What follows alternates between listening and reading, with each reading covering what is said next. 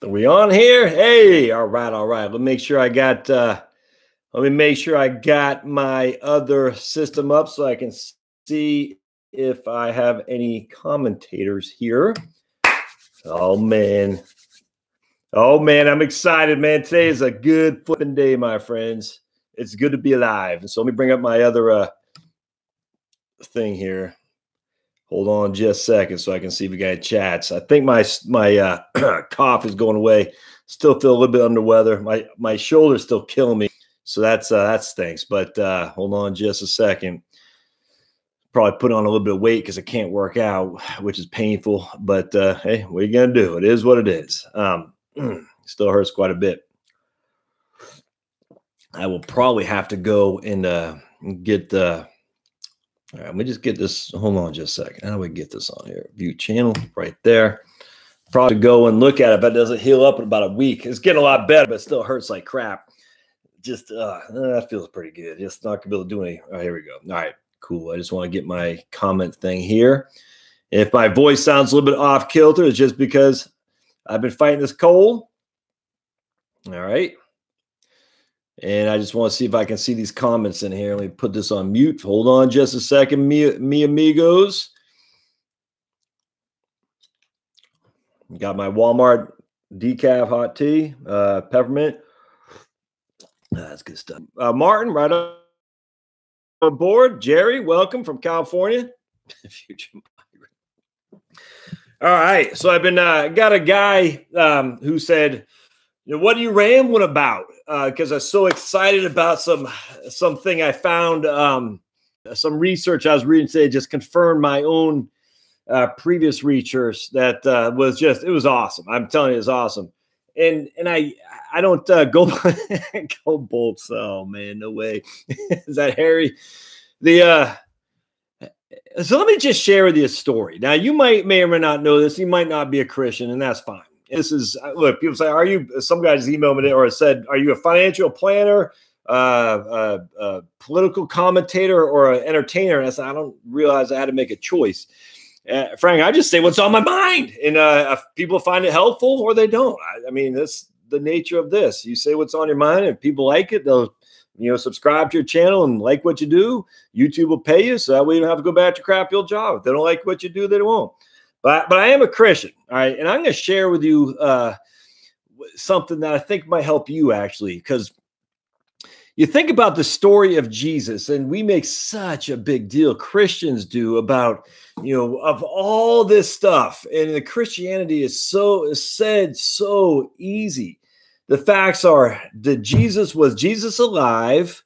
Did he die? Well, inherently, if he was alive, he died. And then did he rise from the dead? Those three things. That's it. And only two of those really matter. He either was alive, which he was. Most people would say Josephus, among other Jews who at that time recognized that. Not really that much of a debate if Jesus was alive. The question really comes down, did he rise from the dead? And if you think about the Gospels, and you think about the apostles that we have, let's just use Peter. So Peter denied Jesus, not once, not twice, but 3 times. He denied Jesus. Peter was in front of him seeing these miracles he was doing time and time and time again. And he still denied him. When a little girl asked him, or she accused him of knowing Jesus, he said, I don't know who that guy is. It's Peter now. Now, at some point in the future, Peter was crucified upside down in Rome, all right? Why? Why was he doing that? Because he's proclaiming the word of the gospel. He's proclaiming the word of Jesus. Why did he do this? The same guy who beforehand said he didn't know who Jesus was, even though he saw he saw it with his very eyes. He saw it. And he declined. He said, I don't know you, Jesus. And Jesus even told Peter he'd do that. Peter said, nah, man, I'm not going to do that. And he did. Yet the same guy, he was willing to be crucified upside down in Rome. Why? Because he saw Jesus come back from the dead. Now, if you may or may not believe that, frankly, it's up to you. It's up to you. God's going to speak to you as God chooses. I don't know how that works. But you think about it, like, why? Because he's spreading the truth. And so when I got this guy, I said, why are you excitable? So excitable. I said, because the truth, we've been talked about financial planning. I think it's all fraudulent. I am 100% now convinced that the truth has been fraudulent about what you need to have to retire successfully. And when you feel it, you want to go out and proclaim the gospel and say what we've been told is fake. And that doesn't mean it's been nefarious necessarily, but we've been told so many times you have to have $1 million. In fact, my wife was getting her haircut yesterday. The lady who's cutting her hair, her husband is a financial planner wannabe. He works for Ed Jones and some other firms. What I don't know. And she's like, we got to keep working because we need $3 million. And I'm sitting there thinking, that's such a freaking bogus claim. It's so bogus. You don't need $3 million. And yet they're going to go through life. And look, if she loves her jobs, the hairstylist, maybe she rents a chair. I don't know. If she loves it, that's fine. I don't have any qualm with that whatsoever. If you like your job, got to do what you got to do. But I'm sitting there thinking, to go through life, you have this goal of, I need $3 million. Where does that come from? Well, it comes from the financial industry just pestering us with these fearful ideas that if you don't have $3 million, like I was telling you the other day, you need $1.8 million. Hey, Cheryl, to retire in Maine at 55. No one's got that money. No one does.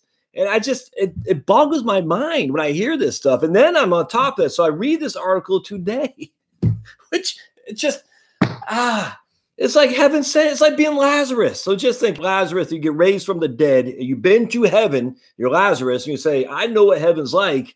And what has happened on the world doesn't mean anything to me because I know at the end of the day, there is something beyond this, which is much better. And there's an essay called Lazarus Laughed. Wonderful essay. I can't remember who wrote it. It's not that hard to read. You can get it for free, actually. It's wonderful. Lazarus laughed. And it's just basically saying he's making fun of all this because he sees the truth. He sees the truth of the eternal kingdom that's for his. And when he has to do, he's got to do, which, and if you're a Christian, there's two things. You got to recognize Jesus is Lord and you got to ask for forgiveness. That's it. That's all I got to do. You don't have to do anything else. That's all you got to do. Now, for other faiths, I don't know what it is, and that's up to you. But for us in Christianity, that's what we got to do. And when you see the truth, you say, it's silly to get all frustrated about stuff that's so far beyond your control when you know there is a different scenario for you that is easier to accomplish without having to go through all the academics, the silliness that's out there in the industry. So I'm reading this article, and I'm reading it verbatim. I read it earlier today, and this is why I get so excited, because the lady and the guy who wrote it said the numbers on income before were incorrect. To a significant degree, they're undercalculating income by about all these statistics that we're using before. Now, I'm telling you, I'm not done on the whole thing because I'm looking at one right now. Well, you don't see my tabs up there from the Center for Retirement Research, where they look at 5 different data sets. But what I'm telling you, if they're off by 30%, all the different data points that say we are underreporting income that retirees have by 30%, would that not change your need to have $3 million in retirement? I think so. Now, secondly, let's see if I can show you this. I don't know if I can show you this while I'm live. Right on, Jay from Ohio. Hey, right on, Rex Bow, Arkansas in here in the house. Let's see. I want to see if I can't hold on just a second. I don't think I can do this live. That stinks. Yeah, I don't think oops. I can't do it live. I was going to show you this chart. Yeah, I don't know how to do it. I can do it when I'm not live. Anyway, so I'm reading this thing.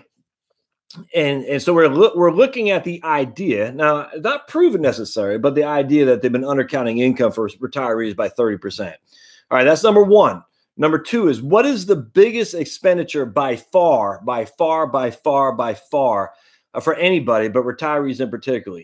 I'm telling you right now, it's housing by far. Nothing comes close. Nothing comes close. Yeah, right on, Rexbo, Peter the Rock, right on. Nothing comes close to housing. And so let's just assume that we'll even just say that your retirement projection, income projections that we've been told is off by, we'll split the difference 15%. And we're going to assume that if the biggest expenditure by far is housing, nothing comes close. To include healthcare, nothing comes close. So now we got less income needs and more income. Does that not begin to get that gap built or move a little bit better? And it does. It's wonderful. It's wonderful. And so what's the one thing you can do now to say, I am going to retire and I'm going to retire on my terms as opposed to my crappy old boss's terms? is to have no mortgage, without question. And I'm going to write a book on this. This is what I've been thinking about in my head. It takes time for me to kind of get all that stuff in my head because I got lots of gibberish. That's why I'm an excitable guy. You should see all these tabs I got up here. It's not medical, man. It's not. It's housing by far and away is housing.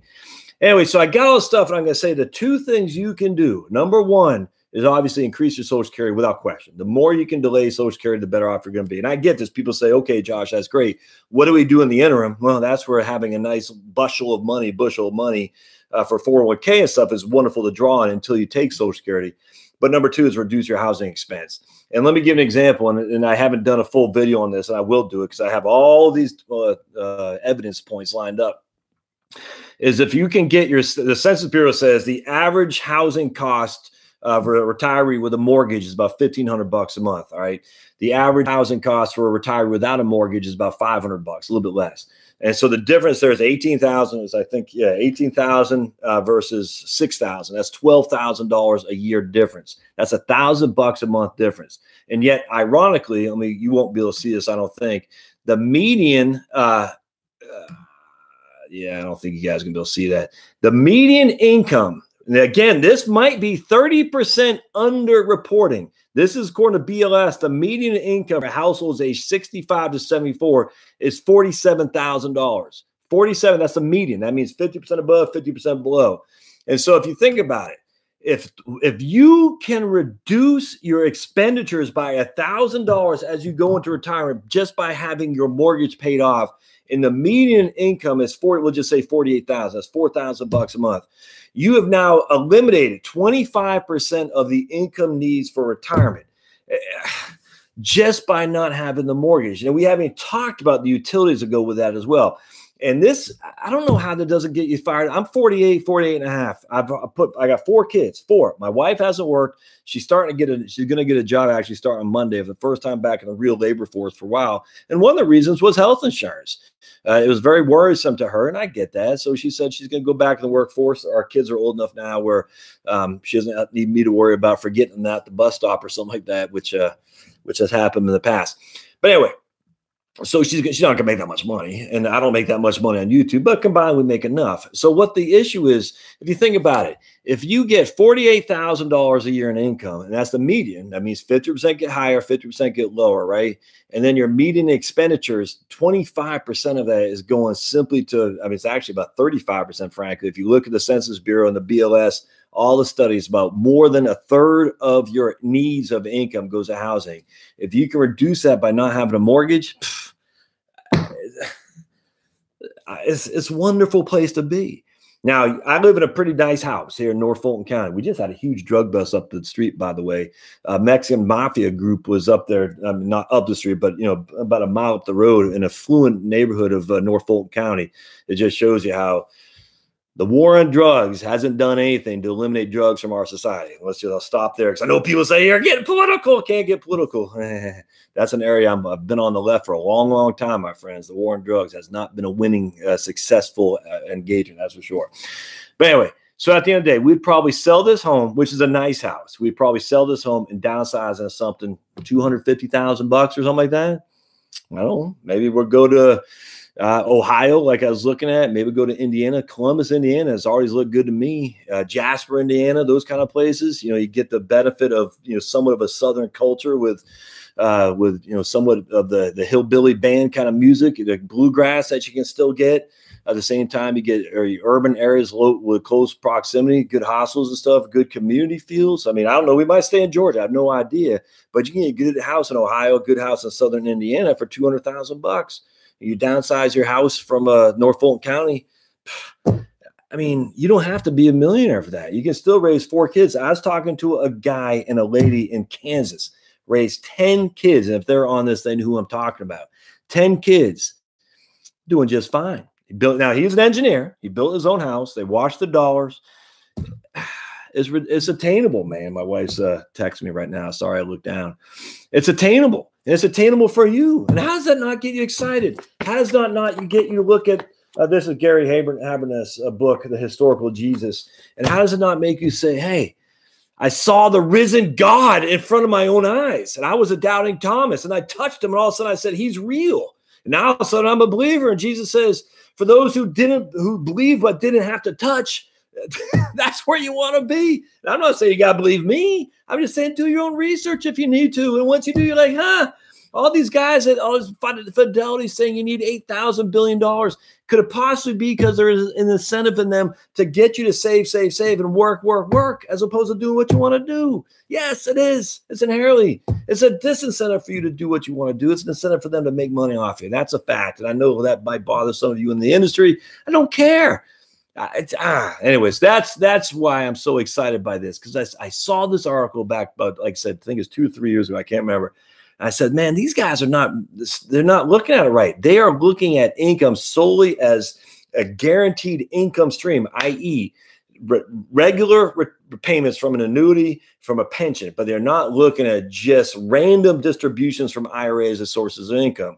I said, that's nuts. That is nuts. And I didn't even see what they're looking at in terms of if you have a taxable account, pulling your money. I don't know. I don't know even like that. But I said, this, and I can't remember what the Census Bureau bill, I can't remember. But anyway, I said, if these guys who are pretty big deal are that misinformed, what do you think the guys at Fidelity are? And I'm just picking on Fidelity, man. I'm picking on Fidelity. I don't mean to, but Fidelity still sticks in my craw relative to Jack Bogle at Vanguard, because Vanguard is owned by the mutual fund shareholders. Fidelity is owned by the Johnson family. Fidelity has a different way to approach investments because they're owned by a private company, whereas Vanguard is literally owned by the shareholders. Take that as it is. Anyway, that's my rant on that. Man, how can you not be excited to say, you know something, this is attainable? And I will tell you right now, my friends, I get emails all the time saying they never thought about it the way I've helped them. And, that's humbling. Don't get me wrong. But without question, it makes me feel good, because saying, look, maybe just to turn your kind of thought process around to say, grind away this crappy old job. And look, I also want to comment too, and I'll see if we got some questions on here too. I also want to comment. I had a guy, a nice guy, doctor, I think, he was commenting on crappy old job. When you retire, that doesn't mean you just sit there and start smoking cigarettes. I don't mean like that. I mean, I retired from my crappy old job in the cubicle to do this. YouTube's paying me money to do it. I mean, I'm not getting rich by any stretch of the imagination, but this month was enough to pay my mortgage, which is pretty cool. And I don't know if I literally know I did. I mean, YouTube might demonetize me because I said anything positive about the Republicans. I don't know. But at the end of the day, when you quit your crappy old job, I just mean to go do something differently that you enjoy doing, because when you enjoy doing it, it's literally not work. If you could see all these tabs I got up there with all the various things that I cannot wait to read research papers from, what is this right here? From Centers for Research and Retirement. We got the U.S. Census Bureau. We got the BLS. More BLS. Well, who's this guy right here? GAO, Government Accountability Office. I can't remember. We got National Bureau, NBER. I mean, I love that stuff. We got here's I don't even know what this is. Employee Benefits Research, EBRI. And see, when you're doing that kind of stuff that you love, that's not work. And if you can get paid on it, what a wonderful place to be, man. Oh, that's awesome. It's that way. Like I was telling I don't know who that doc was, and I don't even know if he's on here now. He might not be. But just because you retire to quit your crap old job doesn't mean you just sit there and just eat hot dogs and watch the Red Sox all day long. It means you do something that you want to do. Now, for some of y'all, that might be going out raising chickens, selling eggs on the street corner, something like that. Man, whatever it is. I mean, if you got to raise an income, you got to raise an income. But I don't care. But if it's just something you like to do, or something that you like to do more than what you're doing before, which is sitting in a commute for an hour and a half each way, talking to somebody the other day, said 2 hours each way. I said, man, I was getting close to that. I couldn't do it. All right. So let's see if we got any comments on here. It feels good to be right. If we got any questions on here. The hardest working man, Barry McFarland, the hardest working man in financial planning. No, that's my man, Michael Kitz. Is that guy? Doug and Carl in the house, right on. Michael Kitz is, now he's more for financial planners, but for those of you who are interested in the deep dive, the Kitz's report, Kitz's.com. That dude is a machine in terms of the research that he does, the research for which I read, which I report back to you, if that makes sense. Now I read a lot of the other stuff from, again, the various economics out, because I love economics. I read all that stuff too. Kitz will actually write some of the stuff and do his read. I literally don't know how he has time to do it, because he does speaking.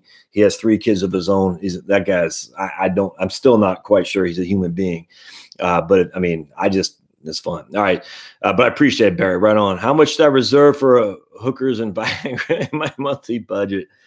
Man. I made 72,000 last, if that helps. I never understood getting the bare minimum, then retiring. That's a scarcity mentality.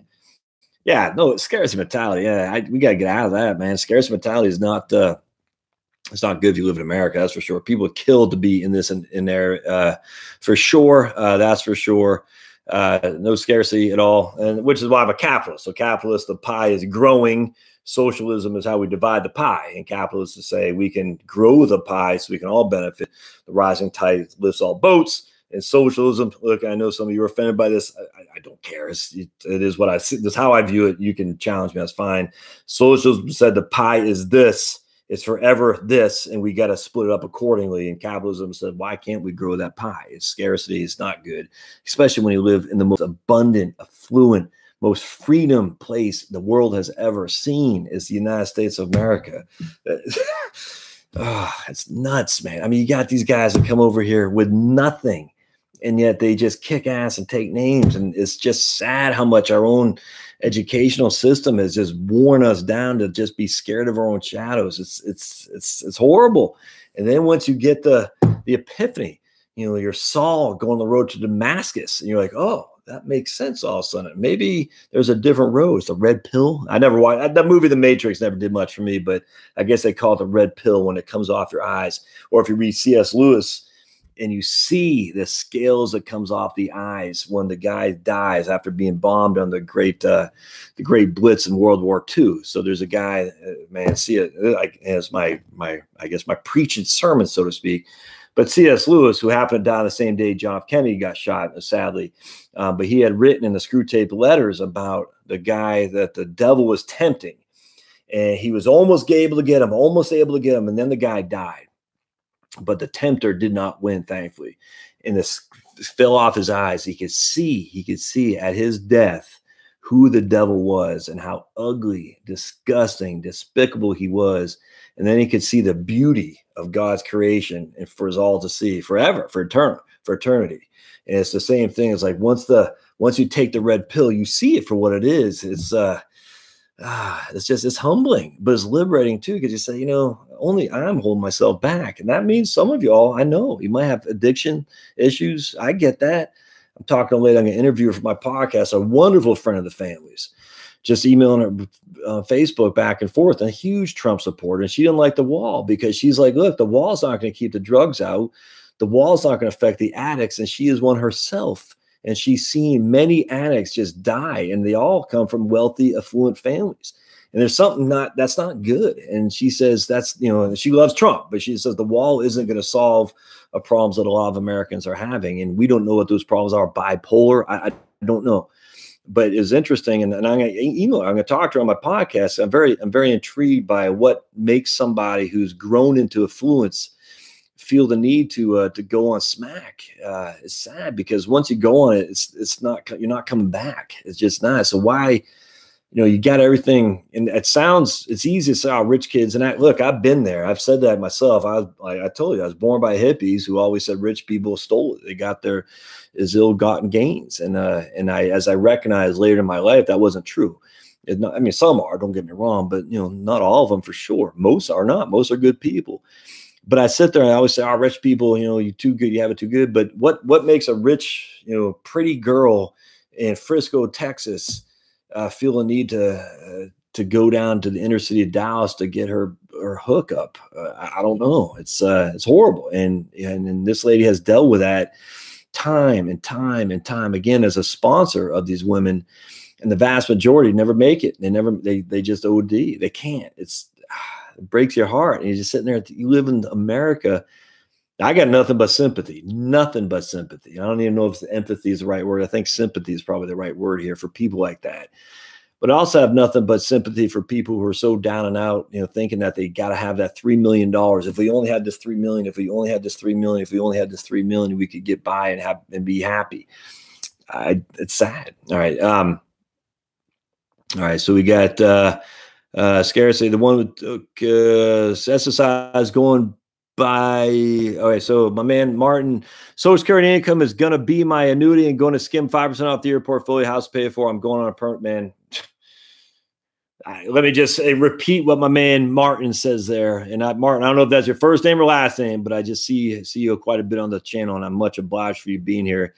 Social Security income is going to be his annuity, his bond, if you will, and going to skim 5% a year off the portfolio that remains. House is paid for. That is, man, that's me too. I mean, literally.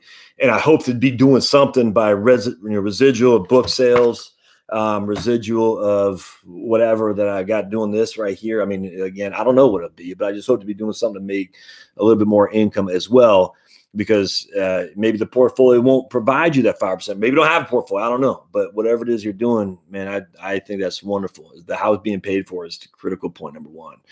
One way or another, housing costs are king. Yep.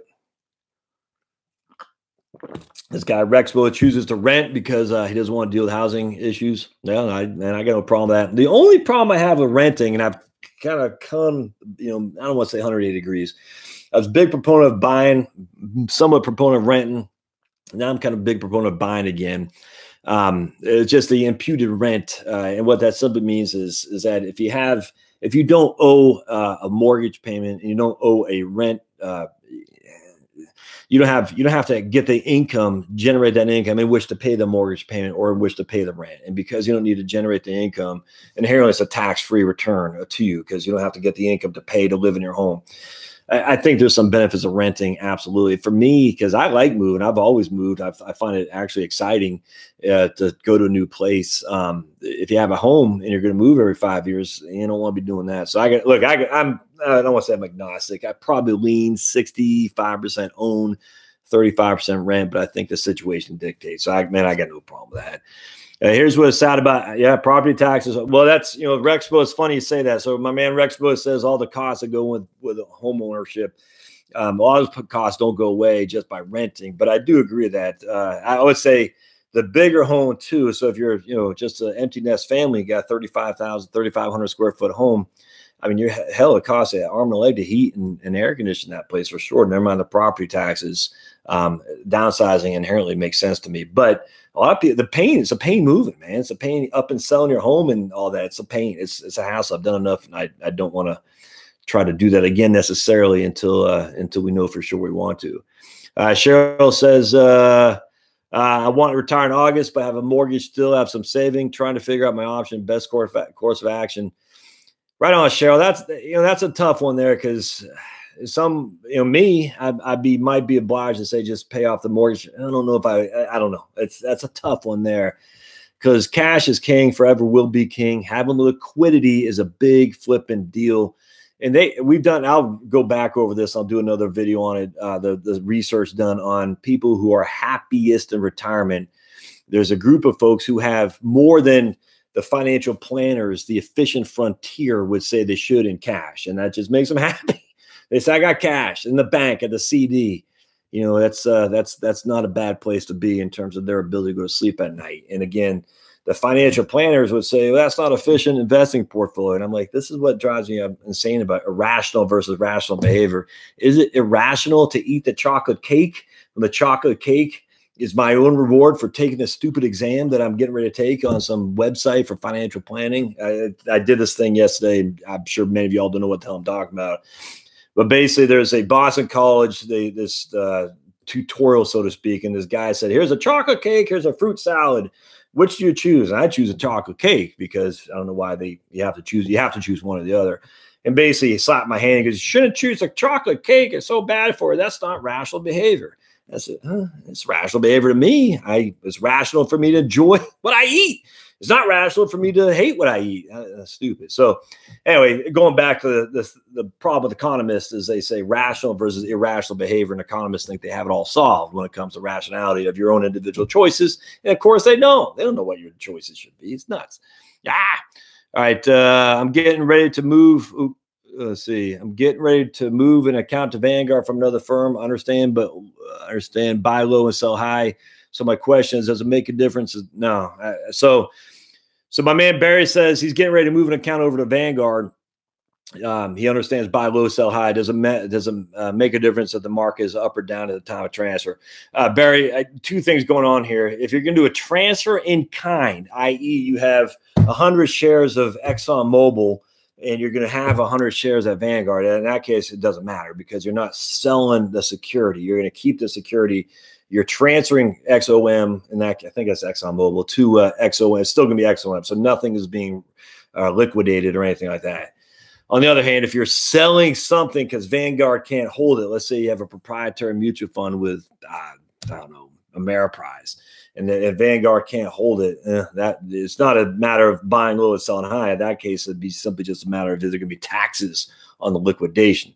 If it's an IRA, there won't be. And so just move that puppy over. I mean, you will be out of the market for a little bit. I can guarantee you that. And I used to get people all the time, like, you want to sue USA or whatever firm I was with. You guys had me out of the market. You kept me from making an extra 25 cents when the market was up on some given day, but they never call when the market was down saying you guys did great by having me out of the market. There is a time that they have to liquidate from the point A before it reaches point B where it gets rebought. You will be out of the market. And so in that case, you might miss a down market. You might miss a little bit of an up market. It's just a couple of days. Just don't sweat it. I can't tell you how many people would say, I was on the market for 3 days. The market was up 25 points. And you're like, dude, come on, man. I mean, you really think USA or Vanguard or Schwab is sitting back there and saying, Barry's out of the market. We're going to take his money and we're going to invest it and the market's up and now we're going to get back to him. No one does that. I mean, just as much of the brokerage industry drives me insane, there's no one doing this kind of stuff. It's way too conspiracialist, whatever that word is. Kicking the can down the road, deleted his message. I know that's my man Bruce. I'm not sure why Bruce deleted his message, but okay. Rent where you live, buy. Okay. Ken, my man Ken in Atlanta.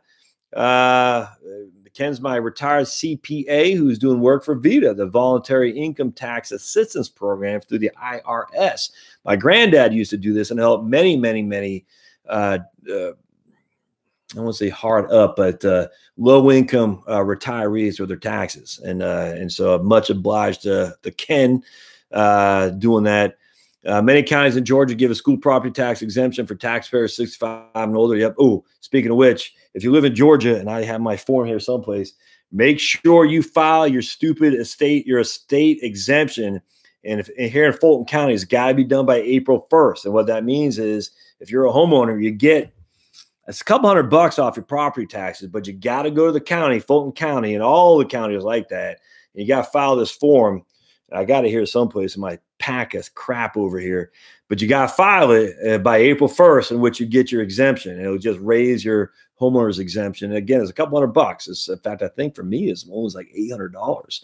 And those were my first videos I ever did where I said I cost myself $3,500 because I never did it before. Just laziness, ignorance too. I just used the red pill analogy in my early retirement notice. I emailed to my closest company. Looking forward to great years of retirement. Right. I love the name, kicking the can down. I love taking drugs. That says Albert, sometimes can't help myself. I hate being sober. I wish you could always be okay. Let's see what else we got here. Any other communities like Florida who seem to have a lock on 55 plus mobile home retirement communities? I don't know, Jerry. I don't know. I said this before. I used to work with a guy when I was in Dayton, Virginia. He lived in Hinton, Virginia, beautiful neck of the woods. I mean, anyway, he had run, I guess, 6 single wides and 2 double wides. And he was making bank running these for basically in the Shenandoah Valley in Rockham County, which is, like I said today in the video, is the largest poultry plants in the Commonwealth of Virginia. So a lot of Mexican and Central American immigrants coming up to chop the heads off poultry chickens. And trust me, in Dayton, you could smell it. You could smell the smell of the poultry plants. And these guys be paying, man. They paid him, I don't know, $600 a pop. And he had, you know, I guess 10, 11 tenants in these double wides and single wides. And they paid, and he was making bank. That was his retirement plan. I remember helping him put the skirt on some of those mobile homes and just do some manual labor for him, clearing them out when one guy left and another guy would come in. And that was not bad money for this guy. And he was a handy guy, which I am not, but he was, he was doing it for sure. Oh, by the way, that's another video I'm going to do probably tomorrow. I think it's the top 10 jobs you don't need a college degree for. I am down on the educational system. I know that ticks a lot of people off, but I frankly, I just don't see the huge value anymore if they're not going to teach critical thinking. What I love about college is that they taught critical thinking, and I don't think they do that much anymore, if at all, frankly. I think it's complete regurgitation, what the professor wants. And I don't even think it's the professors that are the biggest problem. I think it's administrators. I just read University of Michigan or something like that. The school system pays $3 million a year for diversity officers. I mean, that's just insane. And I said, who are these people? I mean, of course, it's nuts. If they're not teaching critical thinking, what's the point? I mean, what's the point of a liberal arts degree? It doesn't make any sense. Critical thinking is see both sides of the issue and make your own decision on it. If they're just regurgitating where it's completely dictated to you how to think, there's no benefit of that at all. And so I'm going to go over this list, and it's not just being a roughneck in the Permian Basin. I mean, there's lots of different things. One came out to be an elevator repairman. And I don't know if y'all know Otis, or the Otis company, but I remember when I was living in Philadelphia, I was living in New Jersey, but working in Philly. So we had to go to Center City, and we were in one market was it? I think it was the biggest building in Philadelphia. One market, I forgot what it was, right in Center City. And man, there's always Otis guys there fixing one of those elevators, because I think it went up 70, I can't remember how it was, 74 floors or something like that. And I always said, I bet these guys got to be making bank. And the reason was because that is a very technical job that they screwed up. People are dead. And I always thought, I remember thinking about that, saying, I bet these guys make good money. And lo and behold, elevator repairman was on the list of top 10 or 15 where you don't need a college degree and you can make good money. Anyway, it's not just for men. I have a good friend of mine who was in the Army. He wasn't with me, but he was around the same time I was. Yeah. And his daughter took a welding, is now a welder, and she's making bank as a welder. And not many girls in welding, or young ladies in welding for sure. But they're desperate for those types of people. I know we hear this all the time, but she's making bank, and she just went into a 2-year program. I don't know what it was, but he is like me. He's like, what's the point of sending her to school? And he actually had the GI Bill because he was a Afghanistan veteran. So maybe it was after me. I can't remember. But anyway, he had a GI Bill that he could have used for her. And I think he was able to use the GI Bill for a technical school for her. So she'd become a welder, and she's making bank. So anyway, it's interesting. Cash rules and always will. I agree, Monty. Monty from my man, North Texas. Let's see. Had lunch at Rudys. Oh, man, Monty. Why are you doing that to me, man? Monty had lunch at Rudys the other day. Yep. If you haven't had Rudys BBQ, man, there's a place, Salt Lick, right outside Austin. If you're ever in Texas and you want barbecue, it was $25, all you could eat. It was the best barbecue I've ever had in my life. And you could literally, there's these little, things you lay on, between two trees, hammocks. You could go out there, lay on some hammocks, rest your butt or your belly, go back and start eating again for $25, man. Now this is, I don't know, 8-9 years ago. Salt Lick right outside Austin. Is in the way out in the boondocks from Austin, but man, I would kill to go back to that place. That was awesome. Let's see here. Looking at a company called Blueprint Income, which offers a personal pension where you contribute now regularly to it, like a 401k.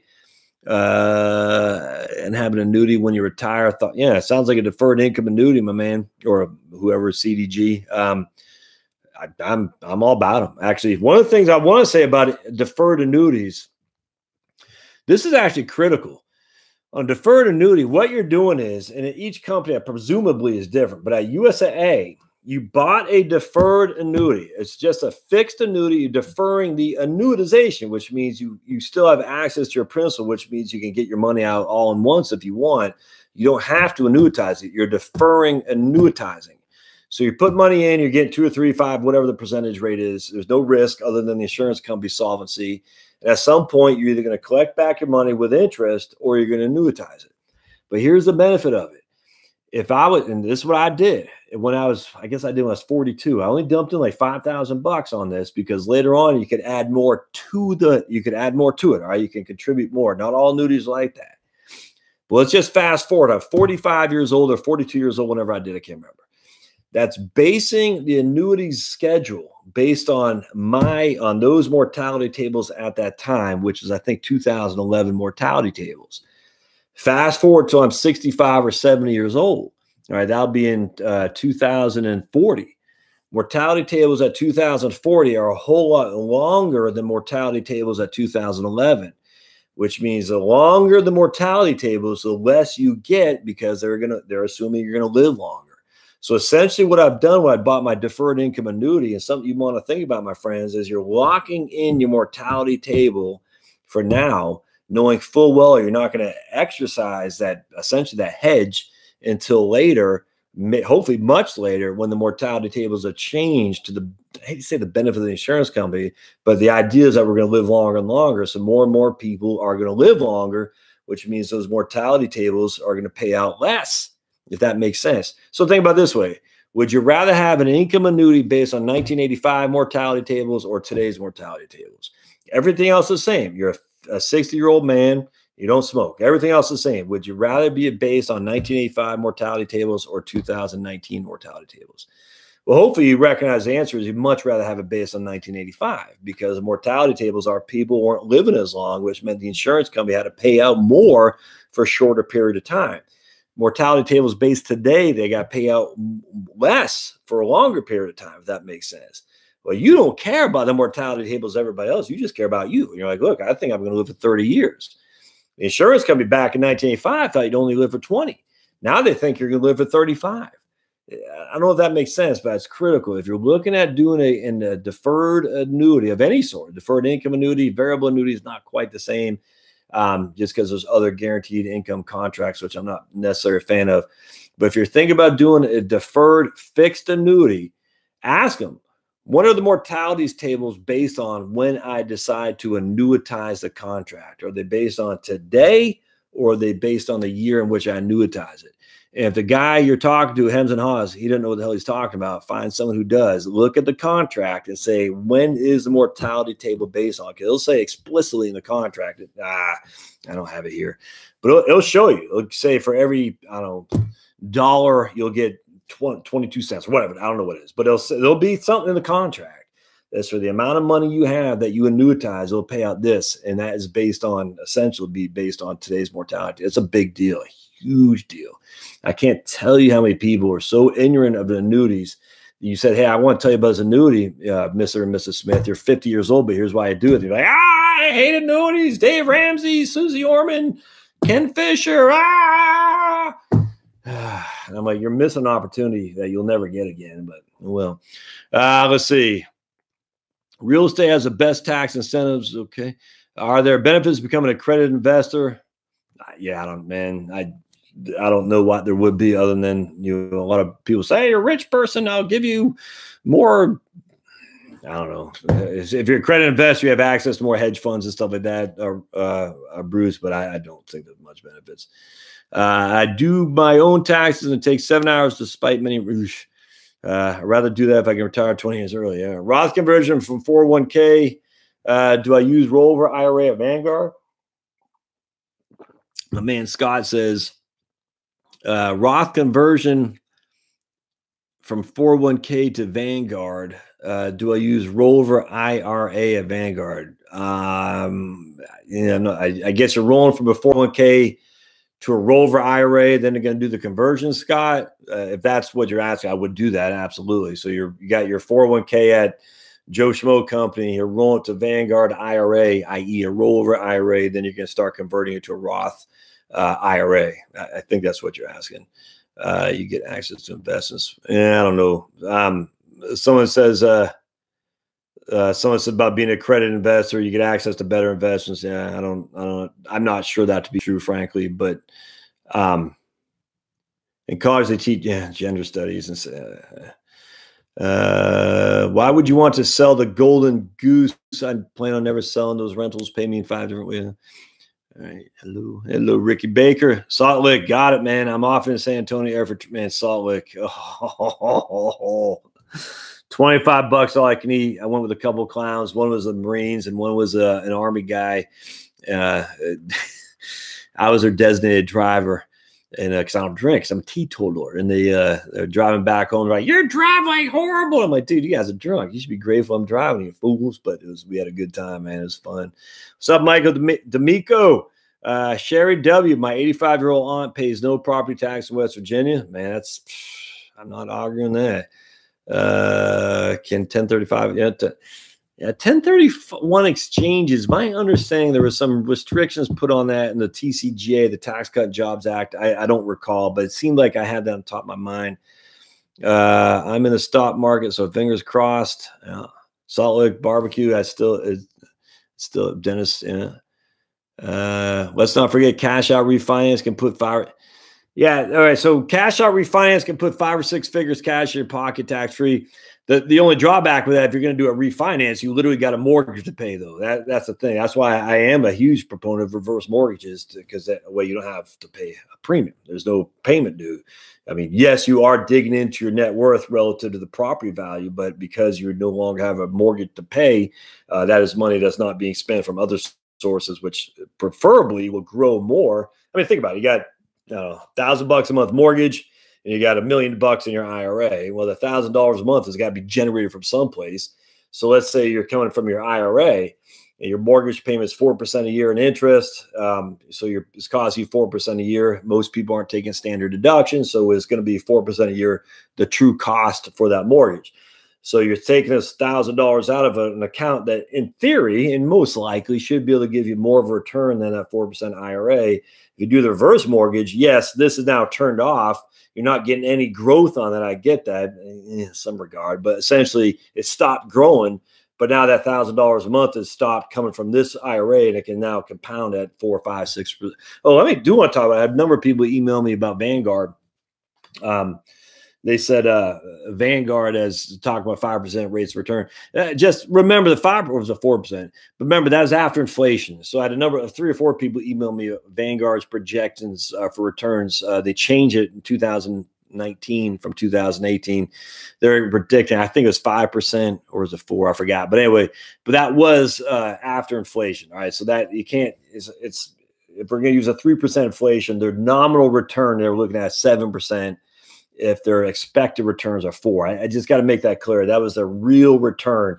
If you saw their bonds is 3 and their stocks are 4, well, if you factor out, it was somewhat misleading because they should have factored out the inflation on the bonds. But just remember that when you see those numbers from Vanguard and it looks kind of dicey, that is a real return when inflation is factored out. If I recall right, they did not make this distinction on bonds for real return. So it looked like stocks are going to give you 4 and bonds are going to give you 3. It wasn't that. It was stocks are going to give you 7 minus a 3% inflation. So 4 real return. So you compare, it should be 7 versus 3 or 4 versus none. Yeah, I mean, it's still not great, but just keep that in mind. If you see some stuff on Vanguard that they have less positive potential for returns, it's not 4%, it's 7% with inflation. Can you put money into an IRA to offset money earned when getting an insurance subsidy? If so, does it matter what time of year you put into the IRA? Can you put money? Money. All right. Well, if you got earned income, share L or Sherry, as long as you got earned income and you don't make too much, which I wouldn't think you did if you got the insurance subsidy. Sure, absolutely. You can absolutely contribute to an IRA. You should do it ASAP. Do it as soon as possible, in my opinion. I don't think you should wait. I don't think you should say, just do it. I mean, if you look historically, if you look at like a craps, whatever, I don't do gambling roulette table, 48% is in your favor, 52% is in favor of the house. The same thing as the market. The market, if you look on any given year, on any given day, it's basically 52-48, 55-45. It's the black, i.e. it makes more money on any given day than it loses historically. Does that mean it will? No, I don't know. But the odds are in your favor historically. So just do it. Be done with it and don't sweat it for sure. Have you ever watched Dr. David Belk videos why most people should not take a why most people should not take a Medigap plan? I have not, Barry. Wow. Huh? I don't get that at all. I'm going Medigap. I'll tell you that right now. Now, if I lived in Atlanta, Florida, Atlanta, Phoenix, there's lots of great places. You have the network. If you're in an HMO or a PPO with a Medicare Advantage, for sure, because you got lots of providers within that the designated area. But what if you travel to Tulsa, Oklahoma? Is there going to be a network for your plan and Medicare Advantage? I don't know. What if you're out of network? That's at least with Medigap, for a fact. If they accept Medicare, they accept Medigap. And so for a fact with Medigap that you are in network for any provider. Anchorage, Alaska, down to Key West, Florida, Caribou, Maine, down to San Diego. As long as they accept it, original Medicare, they accept Medigap. And I think that has a lot to be said for it too. So for me, I'm going Medigap without question. I mean, I get Medigap ain't cheap. I get it. Some of these Medicare Advantage plans look a lot more competitive. I'm going Medigap.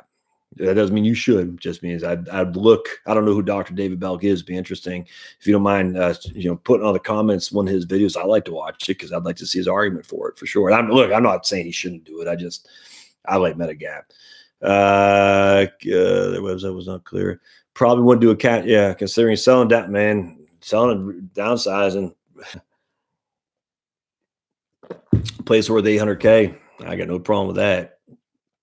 Josh, a lot of men in America are concerned about the divorce and family courts. Yeah, I agree with that. They're opting out of marriage.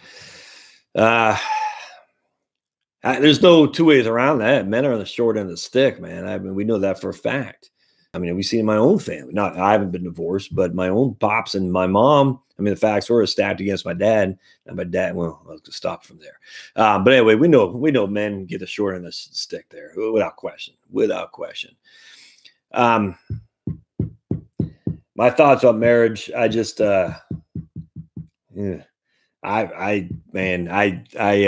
me, marriage, other than having a rude awakening with the Holy Spirit, marriage has been the best thing I ever had.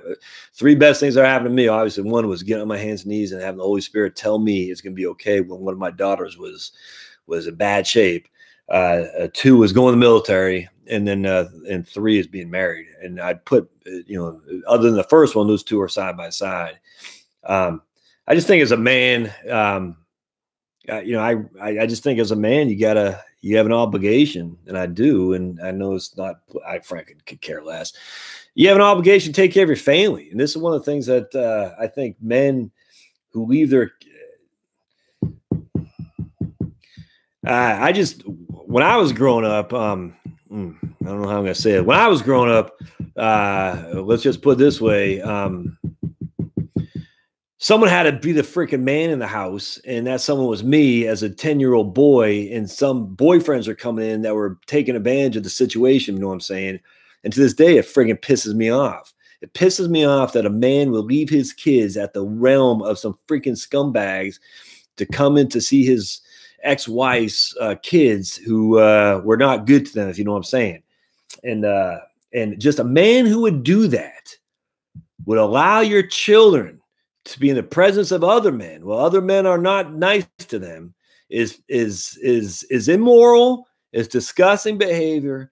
And I'll tell you what, right now, if you got children out there and you're not on them like white on rice, and you're thinking some other men's watching, that's the wrong friggin' answer.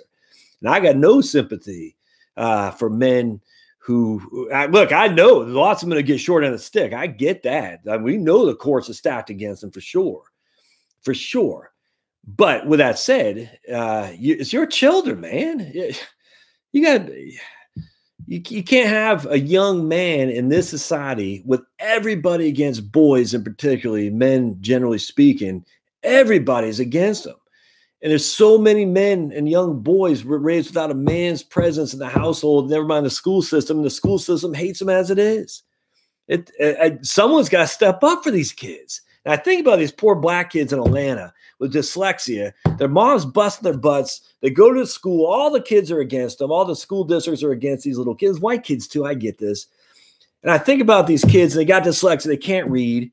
They got no men in their lives to tell them, put them on a straight and narrow, that you don't just lash out. And what a dyslexic kid does, because he gets so flippin' frustrated, he lashes out with violence. And then who's there to pick him up, to police him up? It's a gang. I just sit there and I think, what is the man doing who's supposed to be there to protect that kid? And I don't blame the mom, because I'm a man. Look, I'm just telling you, I am a man. I don't know what it's like to be a single mom. I've seen it. I've seen it with my own very eyes. And I got nothing but sympathy and empathy for women who got to go in that. I know that for a fact. But I see these boys out there, and everyone hates them. Why would they not lash out? I don't want to say any more on that. It's a bad environment for boys in this day and age. And everyone's like, oh, white privilege. Screw that white privilege stuff, man. I'm so sick of hearing that. Everyone's against boys. We know that for a fact. Everybody is against boys. And someone's got to step up to give these guys a place they can feel safe. And when you're a young man in this society, and thank God we didn't have Facebook. Thank God we didn't have internet porn. Thank God we didn't have all that stuff when I was growing up. Oh, when you got some high school kid who posts some stuff on a silly F word against, the people who love each other. He's 14 years old. He's still gonna be bashed on that when he's going to, it's insane. And there's no one to defend these guys. Nobody. And the women don't know how to do it. The men's got to know how to do it. And these boys need a safe place, I hate to say safe space because it's been so misused, but they need a place to go and be safe where they can feel at once, they can relax. They don't have to feel on defense like they got a pound. They're always fighting.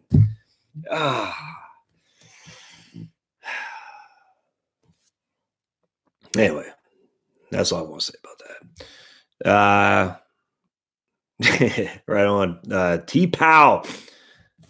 I don't know, man, Jason, but we got a right to defend our country. We have a right to defend it. Absolutely. I don't understand this borderless society. I mean, America is special because America isn't special because it's special because of the Constitution and the people who live in it used to respect it. But at the end of the day, we got a right to know who's coming in. We got a right to police these people up, and we have a right to say, hey, we only want you in here. We don't want that guy in here. We don't want that guy in here because he's up to no good, or we don't know. Right now, we have no idea who's coming in. None. And I don't have any qualm, policing up. Now, I will tell you, to be perfectly upfront with you, you can't keep drugs out. You can't keep human beings out. I get that, but we can do a hell of a lot better trying to. Look, the drug thing is silly. I told you at the beginning of this, I'm 100% against the war on prohibition. The prohibition, it doesn't work. It hasn't worked. It never will work. People are going to smoke when they want to smoke, regardless of what the law says. We're done there. That's done. But I do think it's a whole lot easier to police up people at the border who are coming in that you don't know who these people are. I mean, we got the IRA was down there in Venezuela, the Irish Republican Army training Venezuelan people who are also coordinating with Somali ISIS people. I mean, and they're heading up here. I mean, this is a couple of years ago. I mean, I don't know. I'm not all that fearful. Let's just put it this way. All these people, oh my goodness. Look, life's too short to be scared. It's just, I don't want to be scared, but I do think you have a right to police up your borders. Let's put it that way. I'm not fearful. I mean, that's the thing about being liberated by the love of Jesus. If I got killed tomorrow, I know what's happening to me. It's going up there. Why? Because I believe Jesus is Lord, and I ask for forgiveness. Just remember, as C.S. Lewis said, the devil knew Jesus was Lord. Just believing Jesus is Lord doesn't get into heaven. The devil knew that. We know from the Bible. The devil said, Jesus, he's trying to challenge him. What he did not do is ask for forgiveness. That's part 2 of that. So if you're a liberated soul, you just don't sweat it too much. You just don't. But anyway. Empowered boys. I'm telling you, I get tons of debates, Miss Powell. I got 2 and 2. My girls got easier, my boys. That doesn't mean my girls got easy, but they got easier. Sherry says single mom, man. And I just want to be very clear. I got nothing but respect for single moms. Having seen what I got nothing but respect for single moms. Anyway. I guess that's it. All right. I just, it's all good. I just felt like yapping on some of the things that I'm fired up about because I get my voice back. I got tons of stuff to do. It's a good world, man. And if we can, I mean, look, at the end of the day, we're all going to say stuff that ticks everyone off. Lighten up, folks. Just people get so pissed off. I'm like, why? I'm telling you, laughter is such a wonderful thing. And it's, actually drives my wife crazy sometimes because I like to laugh and I'm pretty loud because I don't hear well. Heavy metal and M60 machine guns will do that to you. Make your hearing shot for sure. And I love metal, man. I tell you, you'll never back in the. I love Jesus, but I also love some serious black metal too, like old Slayer. Oh man, there's a guy named Dave Lombardo playing double bass drums. Oh, I don't know how that guy did it and keep a beat at the same time. As I could just, you'd never find a bigger metalhead than me out there. That's for sure. And I went to many shows all up and down the East Coast. That hurts your ears if you're not wearing earplugs. Who knew, right? But at the end of the day, it's just lighten up, man. Life's too short. Too many people get too fired up about politics and stuff. And I'm going to say stuff politically. I talk financial planning, which is politically, generally speaking, because it's tax law, Social Security and all that. I'm not going to bash anyone or anything, but I'm going to say stuff that comes to mind and, you don't have to like it. I just, the idea that, people got to do what they got to do. I don't care. I mean, that's what they got to do. But all right. Head banging right on, man. No, you got a Rexpo. All right. So we'll see you guys next time. Looks my wife. Did you know the metal singer Pino Scotto? No, who's that? Ciro Esposito, Pino Scotto. Who is that? I don't know who that is, man. Just real quick, there's a band from Austin called The Sword. This is metal stuff, guys. So if you're not into this, you're not gonna like this.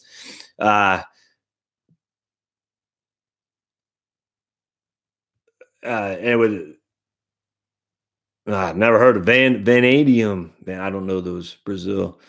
There's a lot of good metal coming from Greece, actually. It's pretty interesting. But The Sword from Austin. So here's this awesome metal, it's fantastic. That something changes in these guys that makes them like same thing with Metallica. Old Metallica is just I couldn't get anything out of it after Master Reality. It bored me. But if something happens to some of these guys, not like I don't blame for trying different things, but man, some of these musicians, it's like remember Foreigner in the 70s. Foreigner was a hard rocking band.